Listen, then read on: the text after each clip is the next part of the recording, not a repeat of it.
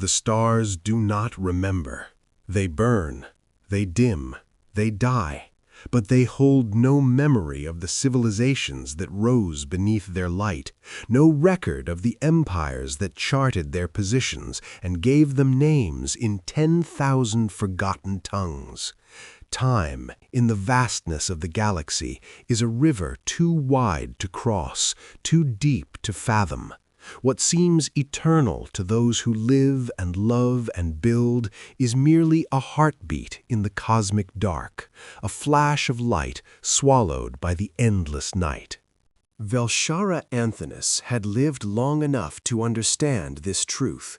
Not in the abstract way the young philosophers spoke of it in the academies of Cyronius Prime, but in the deep, marrow-cold way that only comes from watching worlds fall silent.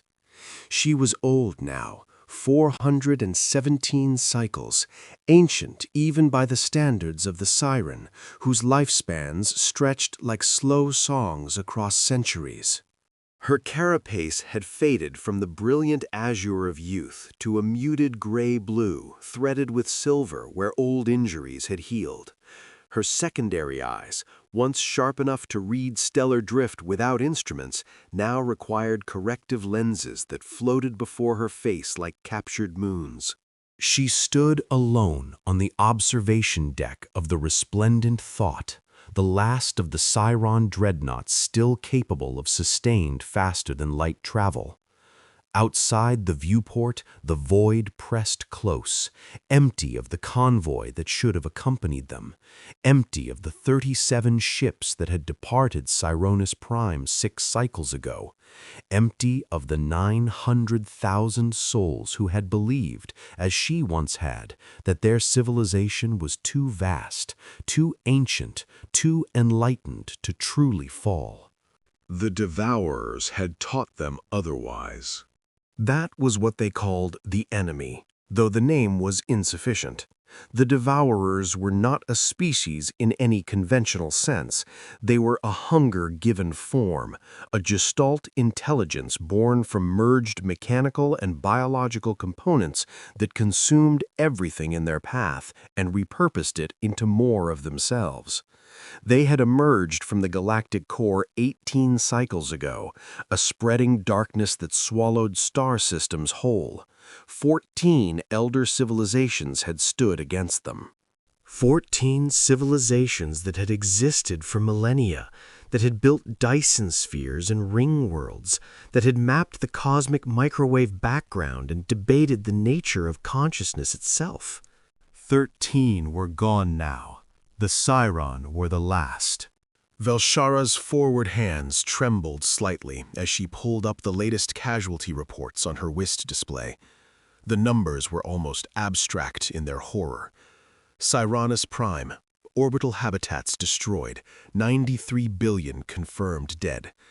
The archival worlds of the Outer Reach consumed, their libraries of 100,000 years reduced to raw matter. The fleet of Harmonious Defense annihilated at the Battle of Keshma's Gate, 4,000 ships lost in 17 minutes. Her own clutch sibling had commanded one of those ships. She had not allowed herself to grieve. There had been no time. There would be no time. The resplendent Thought carried refugees now, not warriors. 78,000 Siron from a dozen shattered worlds, packed into cargo holds and meditation chambers and anywhere else a living being could draw a breath. They were fleeing toward the galactic rim, toward the sparse regions where younger species struggled with primitive fusion drives and chemical propulsion, toward irrelevance. Toward extinction in slow motion rather than the sudden, violent annihilation that had claimed their homeworlds. Velshara had argued against it in the final council session before the evacuation. "We are Siren," she had said, her voice steady despite the ash falling outside the council chamber as the capital city burned. "We have faced the heat death of suns and the collapse of dimensional barriers. We do not flee." But High Curator Mechalin, who had outlived even Velshara by 300 cycles, had simply looked at her with eyes that held the weight of ages and said, "We do not flee, we endure." There is a difference. So they had endured. They had run. The door to the observation deck opened with a soft, pneumatic hiss. Velshara did not turn. She knew the gate, 3 legs, asymmetric, favoring the left side where shrapnel from the defense of Corinth Station had shattered the exoskeleton. "Navigator," Kelmoth said quietly. He did not use her name, not anymore. Ranks and titles were all that remained when everything else had burned. "We've detected something." Velshara's primary eyes closed briefly. In the old days, such words would have sparked curiosity, anticipation. Now they brought only a dull dread.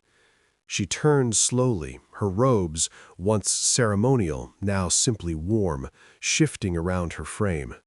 "Devourers?" she asked. "No," Kelmoth said, and something in his tone made her secondary eyes focus sharply on him. "A station, unregistered in our charts. It's small, primitive construction by our standards, but operational. It's broadcasting a wide-spectrum beacon." Velshara felt a strange flutter in her respiratory system. A station? Here in the outer reaches, where their charts showed only empty space and pre-spaceflight civilizations. Have they detected us? "Yes," Kelmoth said. "They're hailing us. In our language." That should have been impossible. The Siren linguistic matrix was complex, encoded with quantum harmonic structures that most species couldn't even perceive, let alone replicate. Yet here, at the edge of everything, someone was speaking it. "Show me," Velshara said. The observation deck's main display activated, and Velshara saw it, a station that looked almost fragile compared to Siren architecture. It was modular, built from connected cylinders and spheres, with solar arrays extending like wings. Primitive, yes, but not crude.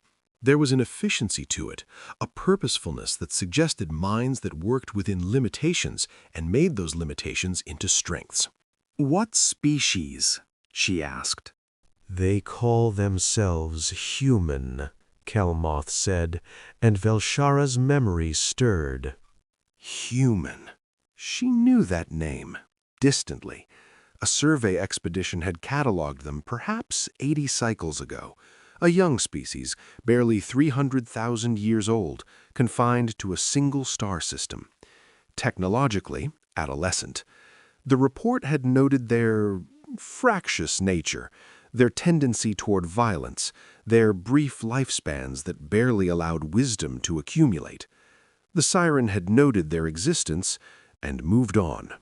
There were millions of such species scattered across the galaxy, and most would either destroy themselves or fade into obscurity long before they became relevant to the ancient powers. Yet here they were, speaking the Siren tongue and operating a station far beyond their catalog's territory. "Open a channel," Velshara said. The display shifted, and a face appeared, soft-skinned, bilaterally symmetrical, with forward-facing eyes that suggested a predator ancestry. The human looked young, though Velshara had no real reference for their aging process. Male, she thought, based on the old survey data. He wore a simple uniform, dark blue with minimal ornamentation. "Resplendent thought," the human said, and his pronunciation of the Siren syllables was nearly perfect. "This is Listening Post 7. My name is Captain David Chen. We've been monitoring your approach." He paused, and something shifted in his expression, a softening around the eyes that Velshara's anthropological training recognized as empathy. "You look like you could use a safe harbor." Velshara felt her primary mandibles click together in surprise. Not a challenge, not a demand for identification, not fear of the massive dreadnought that dwarfed his small station, just an offer, an observation delivered gently, as one might speak to someone who had been wounded and was trying not to show it. Captain Chen, she said slowly, I am Navigator Velshara and Thanis of the Siron Communion. We are— She paused, pride warring with desperation. We are in retreat. Our civilization is under assault by an enemy beyond our capacity to defeat. We require only passage through this region. We have no quarrel with humanity. No quarrel assumed, Chen said quietly. Navigator, you're carrying refugees. A lot of them, if our scans are reading correctly. 70, 80,000? 78,412, Velshara said. The precision was reflexive. Every soul aboard was counted. Every soul mattered, even if they could not be saved. That's a heavy burden for one ship, Chen said, and again there was that quality in his voice. Not pity, which would have been insulting, but something closer to recognition. We don't have much here, Navigator. This is a research and monitoring post, not a starbase. But we have food, water, medical supplies if you need them. Our fabricators can produce nutritional supplements for most biochemistries. You're welcome to resupply. Velshara's secondary eyes narrowed. Why? The question emerged more bluntly than she intended. You know what we are, the Siren Communion. We. The words tasted like ash. We are not what we were, but our records would have shown you our history. We surveyed your species. We noted you and dismissed you. We did not offer you shelter or supplies or anything else. Why would you offer them to us? Chen was quiet for a moment, his face thoughtful. When he spoke, his voice was measured. Because you need help. Because we can provide it. Those seem like sufficient reasons, Navigator. Most species are not so generous to strangers. Maybe not, Chen acknowledged. But we've learned that the galaxy is bigger and stranger than we imagined, and that the only way to survive it is to help each other when we can. Will you dock with us? Velshara looked at Kalmuth, who gave a small gesture of affirmation. Their supplies were critically low. The fabricators aboard the Resplendent Thought had been designed for a crew of thousands, not for sustaining nearly 80,000 refugees. They had perhaps another 2 cycles before rationing became starvation. We will dock, Velshara said. Thank you, Captain Chen. You're welcome, Chen said. We'll have a reception team ready. Chen out. The display went dark, and Velshara stood in silence. Kelmoth shifted his weight, the faint clicking of his damaged leg audible in the quiet. It could be a trap, he said softly. It could be, Velshara agreed. But they are a young species with a small station. We are Siron. Even diminished as we are, we could destroy that installation with a single weapons burst. If they meant us harm, there are far more efficient methods than hospitality. Unless they do not understand what we are capable of. Perhaps, Velshara said, but she thought of the way Chen had looked at her, the calm in his eyes that suggested he understood more than he was saying. Prepare a supply detail. Small team, minimal security presence. Let us not appear more threatening than necessary. Kelmoth inclined his head and departed, leaving Velshara alone with the stars once more. She watched the human station grow larger on the display, a small point of light in the darkness, and wondered what strange current had brought them to this moment. The docking process was smooth, managed by automated systems that interfaced seamlessly with the Resplendent Thought's architecture despite the vast technological gap. Velshara led the supply detail herself. 6 Siren, all former logistics officers, all trying not to show how thin and desperate they had become. They moved through the docking tube into the station, and the first thing Velshara noticed was the gravity. It was wrong. Not by much, perhaps 90% of Siren standard, but enough that her steps felt slightly too light, as if she might drift away. The air was wrong too, richer in oxygen than she was accustomed to, making her respiratory system work harder. But it was breathable, and the station's environmental system detected their presence and began adjusting. She could hear the soft hiss of atmosphere processors compensating, shifting the mixture towards something closer to what the siren needed. Adaptive systems. Sophisticated ones. That was interesting. Captain Chen was waiting in the receiving bay with two other humans, a woman with dark skin and cropped hair, and a younger man who kept glancing at his wrist display. All three wore the same simple uniforms, and none of them carried visible weapons. Chen stepped forward, and Velshara noticed that he moved carefully, his gestures slow and unthreatening. He knew, she realized, that sudden movements might be interpreted as aggression. "Navigator Anthonys," Chen said, inclining his head in what looked like a gesture of respect. "Welcome to Listening Post 7. This is Dr. Sarah Okonkwo, our xenobiology specialist, and Lieutenant James Park, logistics." Velshara performed the formal Siron greeting, crossing her secondary arms over her primary ones. "Captain Chen, thank you for receiving us." "Of course," Chen said. He gestured toward a corridor. "Would you like to discuss your needs in our operations center, or would you prefer to begin loading supplies immediately?" "Direct logistics would be efficient," Velshara said, though part of her, the part that had once been a scholar before she became a refugee, wanted to see their operations center, to understand these humans better. "Lieutenant Park will coordinate with your team," Chen said smoothly. "Navigator, if you'd accompany Dr. Okonkwo and myself, we can discuss any specific dietary or medical requirements your people have. We want to make sure what we provide is actually useful." It was a reasonable request, but Velshara felt a flicker of something like suspicion, separating her from her team, taking her deeper into the station where she would be isolated.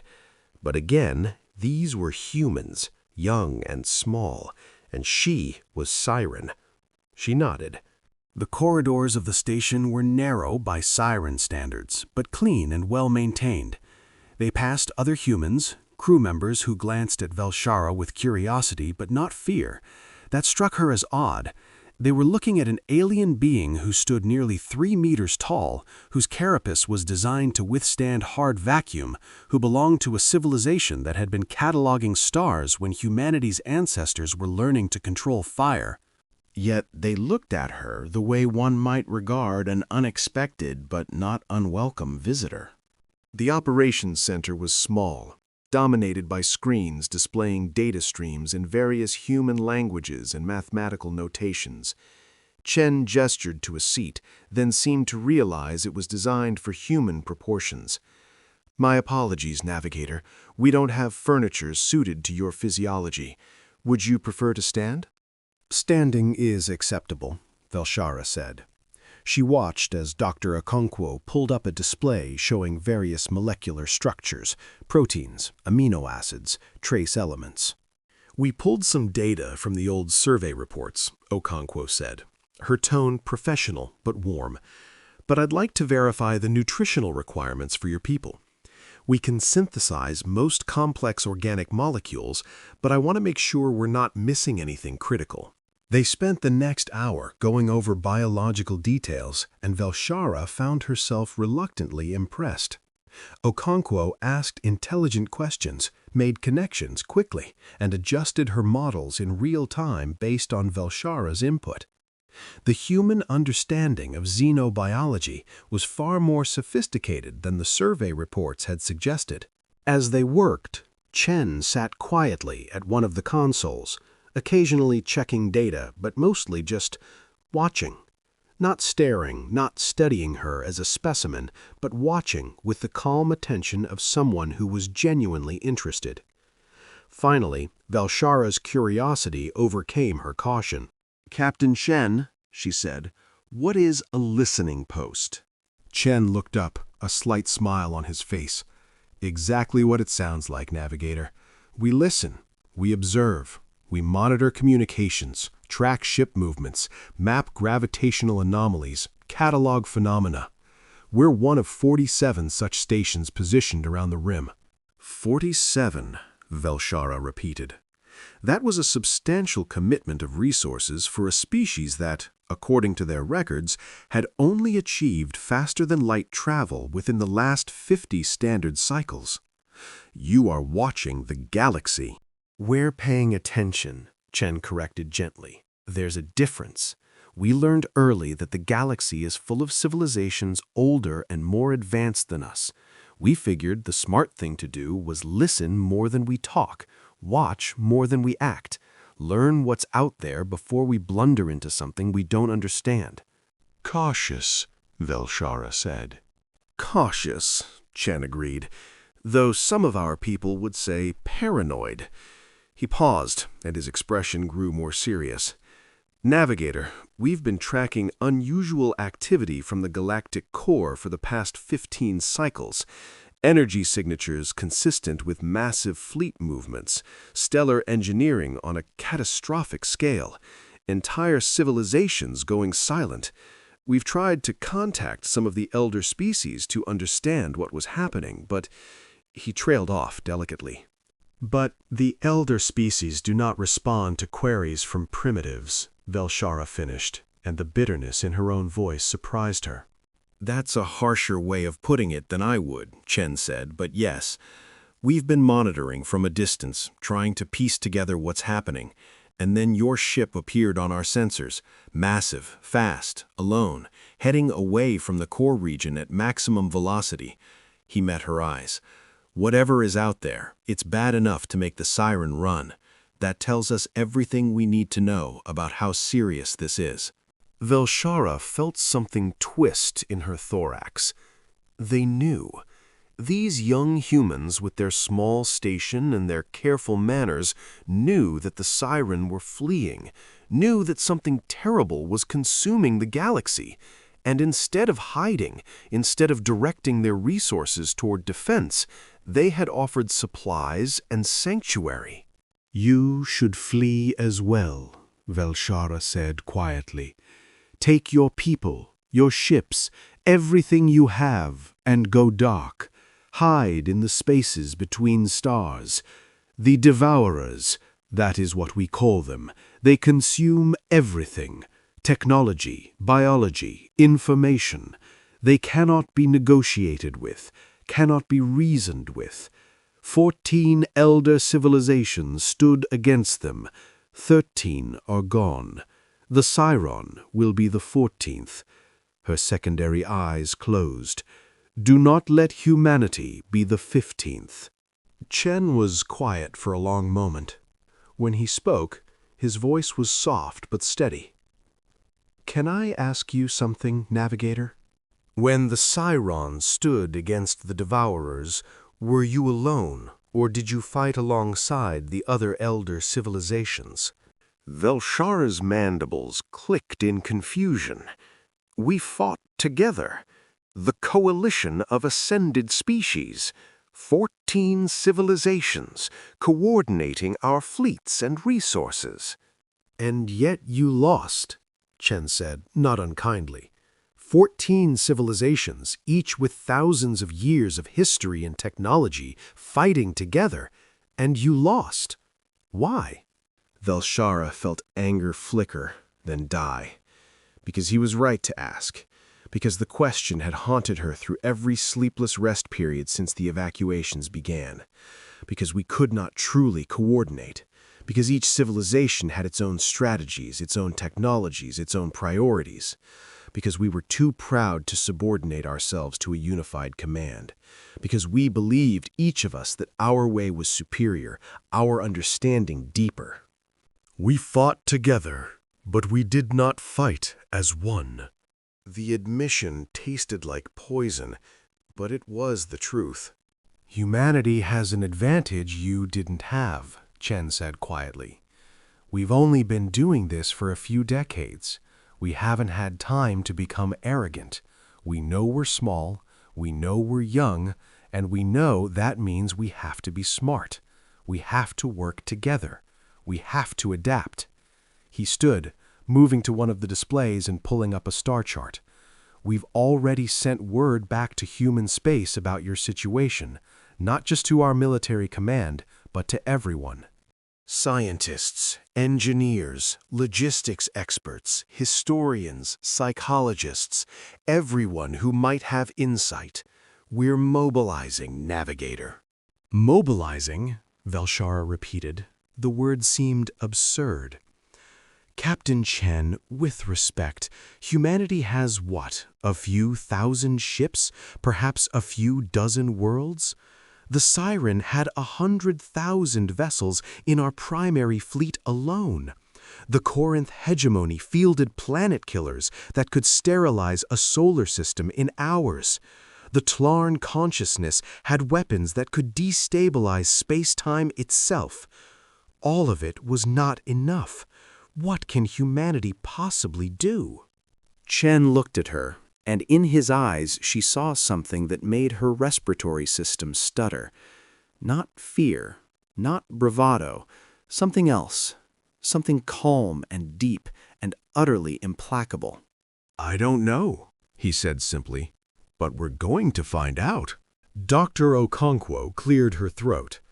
"Navigator, we've compiled a supply manifest based on your requirements. We can begin transfer immediately. It should be enough to sustain your people for another 12 cycles at current consumption rates." 12 cycles. Velshara had been hoping for 3. She felt her primary mandibles tremble. "That is exceptionally generous, Doctor. Our fabricators will need the molecular templates." "Already prepared," Okonkwo said with a small smile. "And we're including some raw materials you can use to keep your fabricators running longer. We noticed your ship's energy signature suggested some inefficiencies in the power distribution network. Lieutenant Park will include some replacement components that might help." They had analyzed the resplendent thought that thoroughly in just a few hours? Velshara felt a chill that had nothing to do with temperature. These humans were very, very observant. "Before you go," Chen said, "there's someone who'd like to speak with you, if you're willing." Velshara's secondary eyes focused on him warily. "Who?" "Fleet Admiral Sarah Zhao. She is commanding the Human Response Coordination. She's asked to speak with you directly via quantum link." "A Fleet Admiral," Velshara said slowly. "You have committed that level of command to this situation." "We've committed everything," Chen said simply. Velshara found herself in a small communications room, facing a display where a human woman's face appeared. Admiral Zhao looked to be in her 6th or 7th decade, old for such a short-lived species. Her face was lined, her hair gray, and her eyes held the weight of someone who had made decisions that cost lives. "Navigator Anthonus," Zhao said, her voice carrying the crisp authority of command, "thank you for speaking with me. I understand you've had a difficult journey." "Admiral," Velshara acknowledged, "Captain Chen says you are coordinating a response. With respect, I must advise against engagement. The Devourers have consumed civilizations far more advanced than humanity. You cannot win this fight." "Maybe not," Zhao said, "but we can't ignore it either.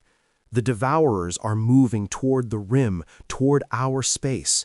If we do nothing, eventually they'll reach us anyway. Better to act now, on our terms, than to wait for annihilation." "That is logical," Velshara admitted, "but logic does not overcome impossible odds." "Navigator, I've read your service record," Zhao said, and Velshara's secondary eyes widened. How had they accessed Siren military archives? "You led the defense of Corinth Station. You held off a Devourer assault force for 6 days with a garrison fleet that was outnumbered 40-1. You extracted 90% of the civilian population before the station fell. You're a survivor, and you're a brilliant tactician. I need to understand how they fight." Velshara was silent for a long moment. The defense of Corinth Station had earned her commendations and a command position. It had also earned her nightmares that would last the rest of her life, however long that might be. "They adapt," she said finally. "Every tactic we used they countered within hours. Energy weapons, they developed shielding. Kinetic projectiles, they deployed point defense that bordered on precognition. We tried viral attacks on their networked intelligence, and they not only repelled the attack, but traced it back and corrupted 3 of our command ships.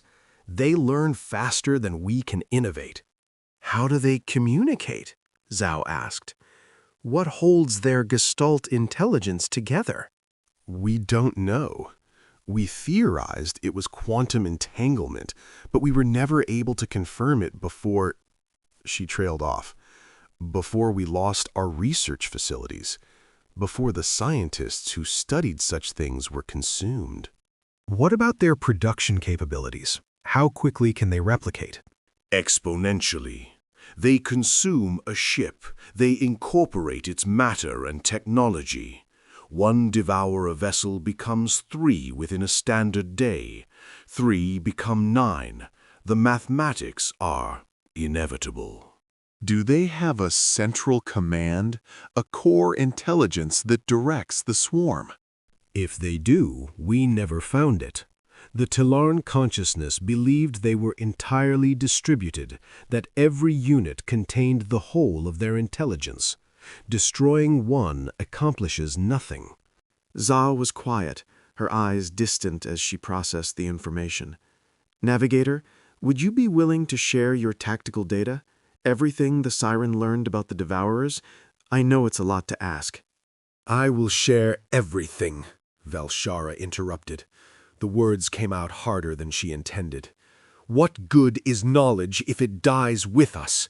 If humanity can find something we missed, some weakness we did not see, then—" She felt her secondary arms gesture helplessly. "Then perhaps some meaning can be salvaged from our failure." "It wasn't failure," Zhao said quietly. "It was survival. You're still here, Navigator. That matters." Velshara looked at this human admiral, this representative of a species that had barely left its cradle, and felt something crack inside her. "How can you be so calm?"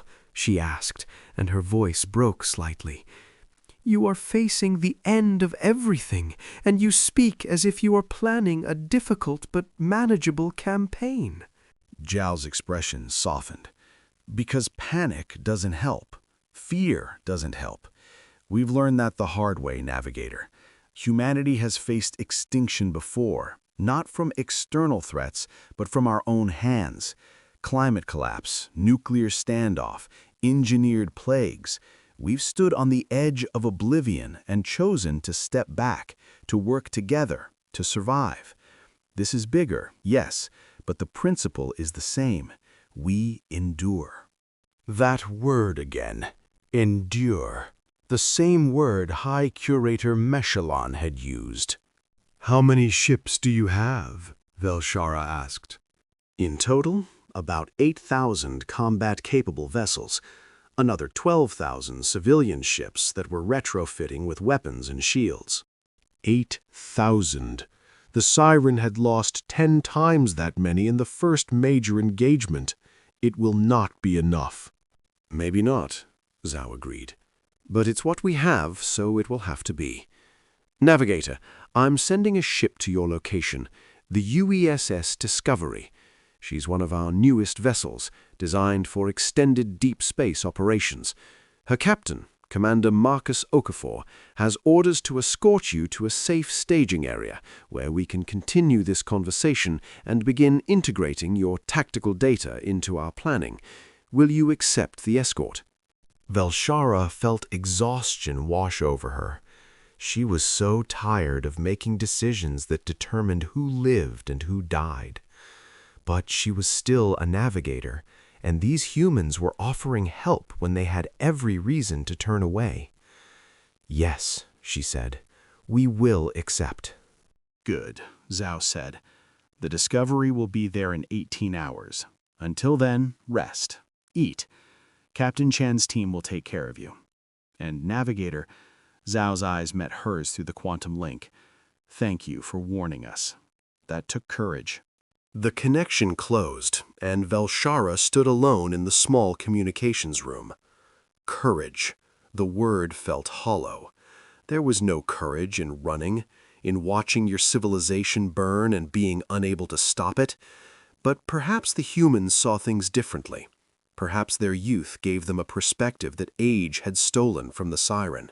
18 hours later, the Discovery arrived, and Velshara watched from the observation deck as it decelerated into formation with the resplendent thought.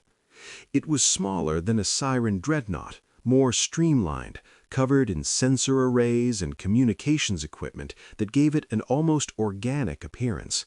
But what struck her was the efficiency of its approach. Perfect timing, minimal wasted energy, precisely calculated maneuvers that spoke of extreme competence. Captain Okafor was younger than Chen, perhaps in his 4th decade, with dark skin and quick, intelligent eyes. He greeted Velshara with the same careful courtesy she had come to associate with humans, and escorted her aboard the Discovery to continue the journey to what he called the rally point. "What is being rallied?" Velshara asked as they traveled through FTL, the space outside twisted into impossible geometries. "Everything," Okafor said simply. "Every ship we can pull from patrol duties, every reserve vessel, every civilian craft that can be retrofitted. We're also reaching out to other species, the Centauri Alliance, the Kryn Collective, the Talvan Concordat, young civilizations like us. We're asking them to join the fight." "They will refuse," Velshara said. "Why would they risk themselves for a galaxy that ignored them?" "Maybe," Okafor said. "Or maybe they'll understand that this isn't about old grievances. This is about survival. All of us or none of us." When they emerged from FTL at the rally point, Velshara felt her respiratory system seize. She had expected a small gathering, perhaps a few hundred human ships mustering in empty space. What she saw made her secondary eyes refocus again and again, unable to process the scale. Thousands of ships hung in formation around a makeshift command station.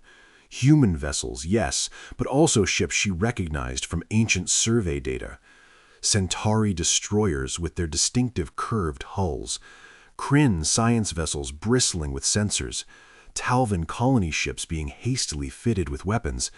Even a few designs she didn't recognize, species so young they hadn't been cataloged yet, all converging on this point in space. And they were organizing. Not in the loose, chaotic formations the Coalition had used, where each civilization maintained its own command structure, and coordination was a nightmare of diplomatic protocols. These ships were integrating into mixed battle groups, human vessels working alongside alien ones in tight, disciplined formations. "How?" Velshara breathed. "How did you organize this in less than 20 standard days?" "We asked for help," Okafor said quietly. "We told them the truth. We shared what you told us about the Devourers. We didn't demand, didn't threaten. We just asked, and they answered." Velshara was taken to the command station, where she met Admiral Zhao in person. The human was smaller than she had appeared on the display, her frame slight, but she radiated an authority that made Siren military officers stand straighter. "Navigator," Zhao said, "welcome to what we're calling the First Combined Fleet. Not a very creative name, but it's accurate. We have representatives from 17 species here, with more arriving every day. We need your expertise." Over the following days, Velshara found herself pulled into planning sessions that stretched through multiple rest cycles. She shared everything: battle plans, tactical analyses, recordings from engagements that had ended in catastrophic defeat. She expected the humans and their allies to become discouraged, to see the futility in the data. Instead, they became more focused. She watched as human analysts dissected the battles, looking for patterns. She listened as a Centauri strategist proposed combined arms tactics that played to each species' strengths. She saw young Kryn engineers studying siren technology and proposing modifications that would never have occurred to her people. And she saw something else. These young species, these civilizations that the elder powers had dismissed, they weren't trying to fight like the Siren or the Corinth or the Talarn. They were fighting like themselves, adaptive, innovative, unbound by traditions that stretched back millennia. A human scientist named Dr. Rachel Kim proposed a theory about the Devourer communication network.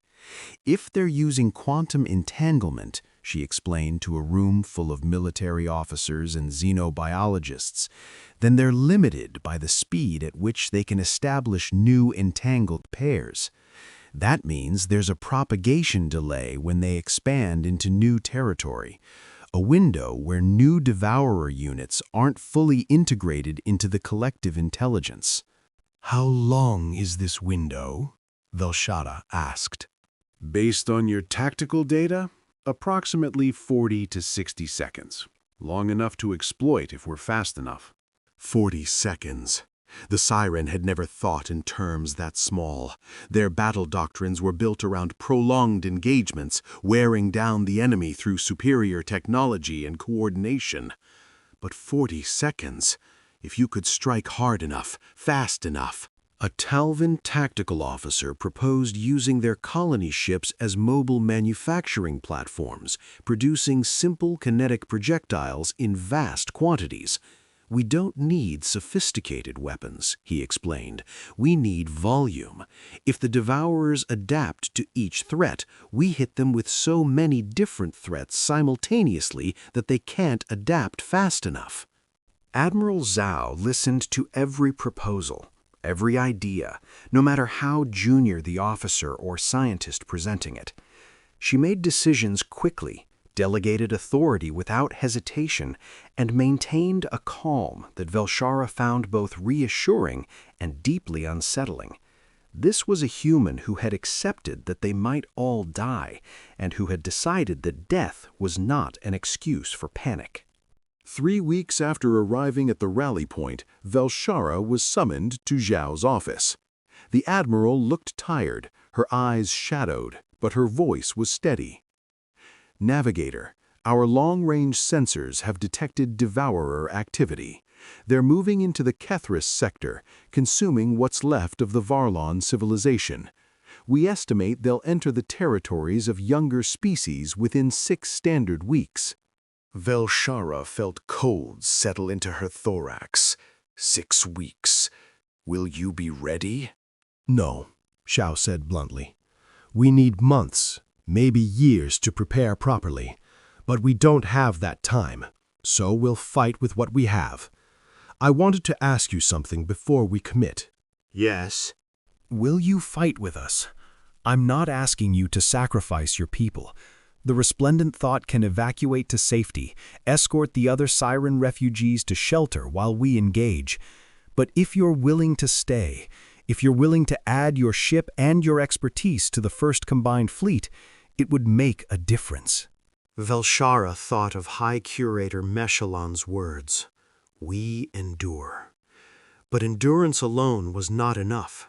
Sometimes you had to fight, even if the odds were impossible, even if victory seemed like a fantasy.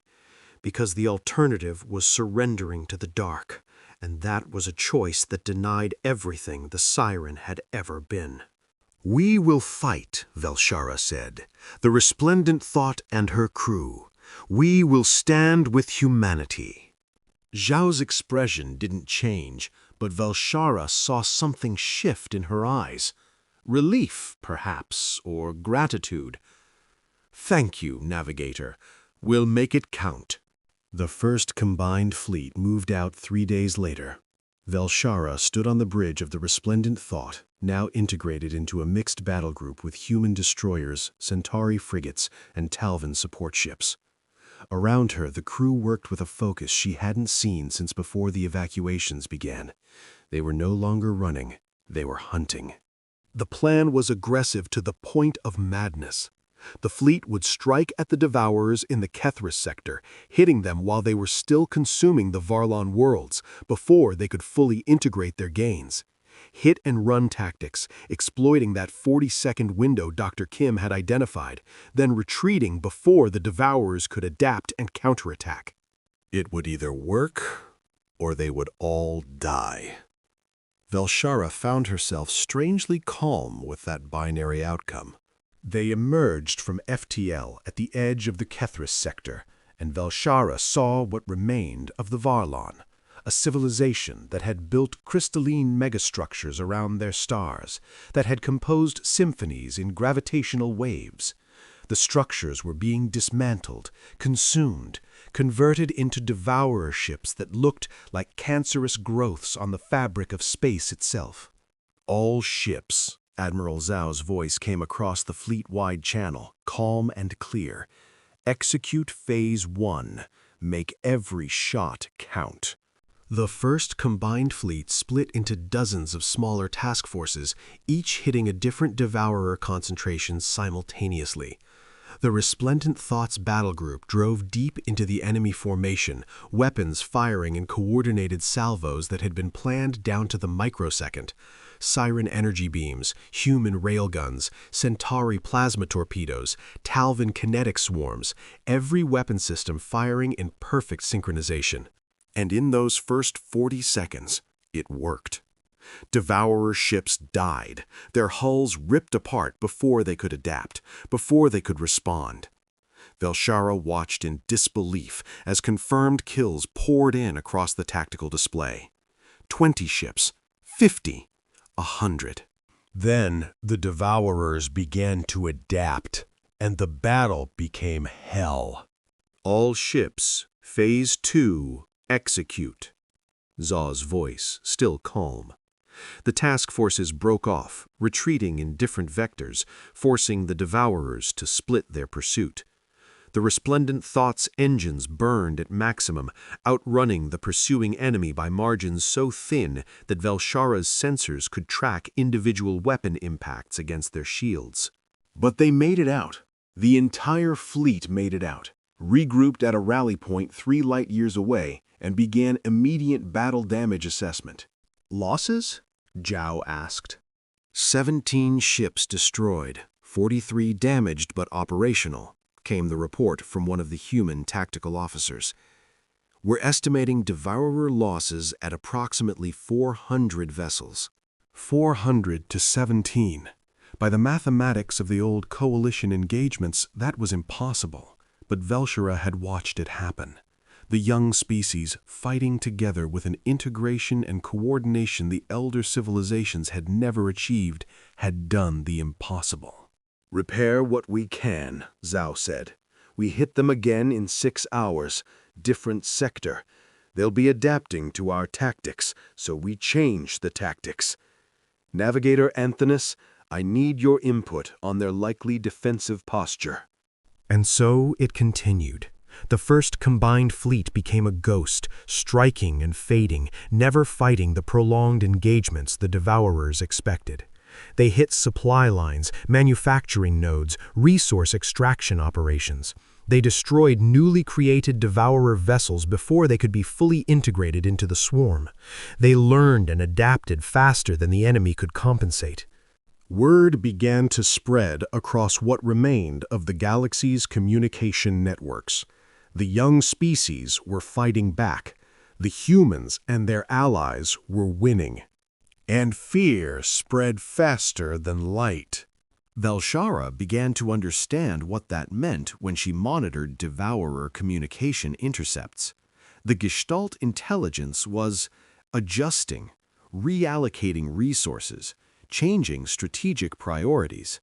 They were responding to the first combined fleet not as a minor annoyance to be swatted aside, but as a legitimate threat. The Devourers were afraid.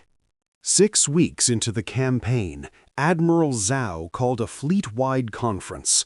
Velshara attended via holographic link, her image projected alongside hundreds of other commanders and representatives from across the combined fleet. "We've been successful," Chow began, "beyond our most optimistic projections.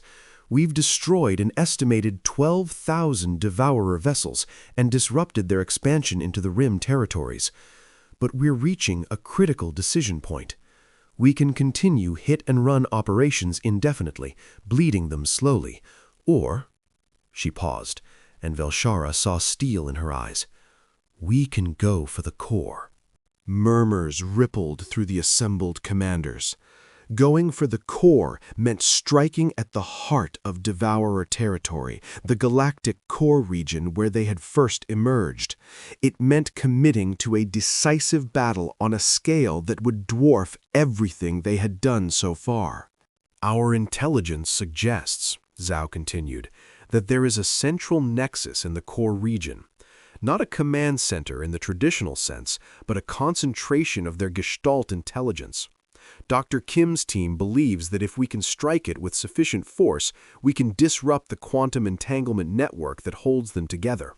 It won't destroy them, but it might fragment them, reduce them from a unified swarm to isolated groups that can be defeated in detail." "And if we fail?" a Centauri admiral asked. "If we fail, we lose everything," Zhao said bluntly. "We'll be committing our entire fleet to a single engagement. There will be no retreat, no second chances.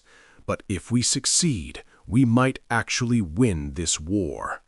Velshara found herself speaking before she fully thought through the words. "I have fought the Devourers for longer than most of you have been alive. I have seen civilizations that made your accomplishments look primitive be swept aside like dust. What you propose is suicide." "Probably," Zhao agreed. "Navigator, what would you do in my position?" Velshara was silent. What would she do? 6 weeks ago, she would have said to run, to hide, to preserve what could be preserved. But 6 weeks ago, she had not seen what she had seen, had not watched these young species achieve the impossible through nothing but determination and unity. "I would attack," Velshara said quietly, "because living in fear of the dark is not living at all." "Then we're in agreement," Zhao said.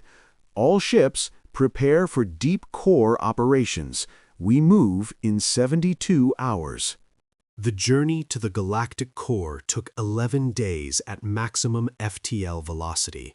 The first combined fleet had grown to nearly 25,000 ships now, reinforcements arriving daily from species who had heard what was happening and chose to join the fight. It was still a fraction of what the old coalition had fielded, but it moved with a unity and purpose that Velshara had never seen. On the final approach, Velshara stood on the bridge of the resplendent thought and watched the core region grow on the displays. It was beautiful in a terrible way. Dense star clusters creating curtains of light, nebulae painted in colors that had no names. And everywhere, the Devourers, millions of them, consuming the ancient wonders of the core civilizations, converting beauty into hunger. "Navigator," Kelmuth said softly, "the crew wanted me to tell you something. Whatever happens in the next few hours, they are honored to serve with you, to die with you, if it comes to that." Velshara felt her secondary mandibles click in a gesture of affection.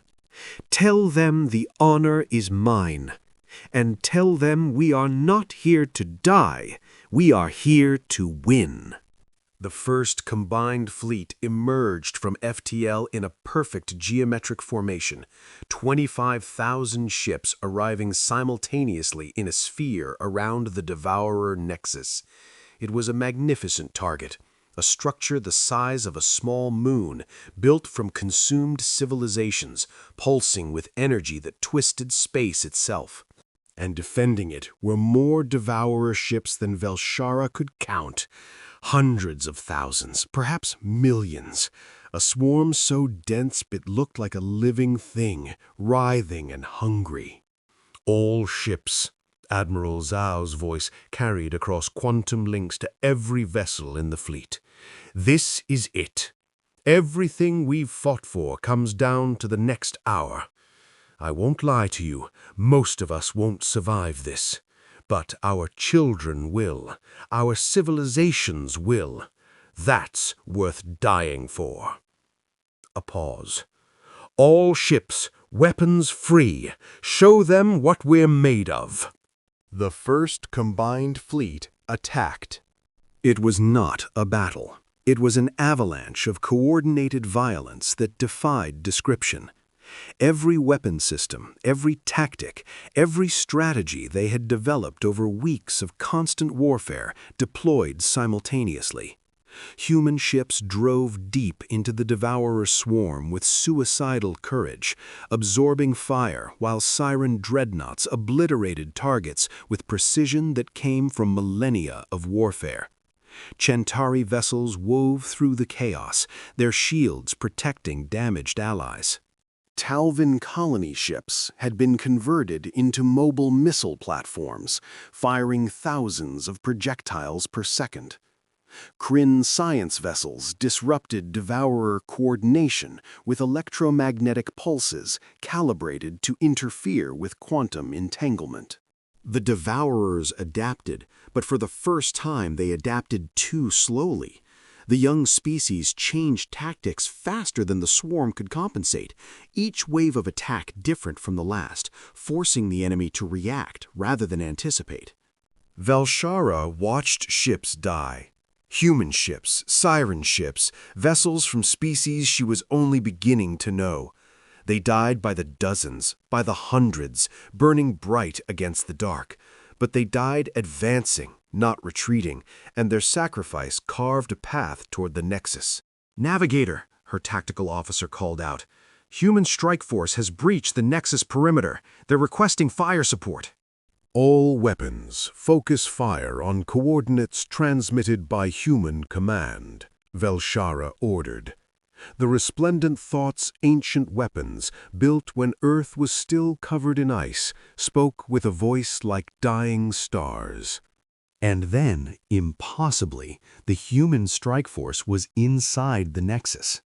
Velshara watched through tactical feeds as human marines, soft-skinned beings who should have been crushed by the forces at play, fought their way into the heart of the structure and planted charges that human scientists had designed specifically to disrupt quantum entanglement on a massive scale. "All ships retreat to minimum safe distance," Zhao ordered. "Detonation in 30 seconds. The fleet pulled back, leaving their dead behind, leaving the human strike force behind. Velshara counted down the seconds, wondering if they had succeeded or merely ensured their own annihilation. The Nexus exploded, not with fire or light, but with an absence, a void that spread through the devourer swarm like a shockwave. Velshara watched on every sensor band as the quantum entanglement network collapsed, as the Gestalt intelligence fragmented into millions of individual units, each suddenly alone, suddenly confused, suddenly vulnerable. "All ships," Zhao said, and there was something like joy in her voice. "Weapons free. End this." The first combined fleet fell upon the fragmented devourers like an avenging tide. Without their collective intelligence, without their ability to adapt in real time, they were just machines, sophisticated machines, but machines nonetheless, and machines could be destroyed. The battle lasted another 6 hours. When it ended, the devourer swarm in the core region had been reduced to debris. Millions of enemy vessels destroyed, their threat ended, not by the elder civilizations with all their ancient wisdom, but by young species who refused to accept that defeat was inevitable. Velshara stood on the bridge of the resplendent thought, surrounded by her exhausted crew, and felt something she had not felt in cycles: hope. "Navigator," Admiral Zhao's voice came through the quantum link. "We're detecting scattered devourer groups throughout the galaxy. The swarm is broken, but there's still cleanup to do. This isn't over." "But it will be," Velshara said. "Eventually." Yes, Zhao agreed. Eventually. Navigator, I wanted to ask, the Siren refugees aboard your ship, they're welcome to settle in human space. We have worlds that could support your biology, and we could use your expertise in rebuilding. We've lost a lot. The galaxy has lost a lot, but we can rebuild together. Together. Velshara thought about that word. The elder civilizations had never truly understood it, had always believed that their individual strength was sufficient. They had been wrong, and that mistake had cost them everything. "We accept," Velshara said. "And Admiral, thank you for showing us that strength is not found in age or technology or ancient wisdom. It is found in the willingness to stand together against the dark."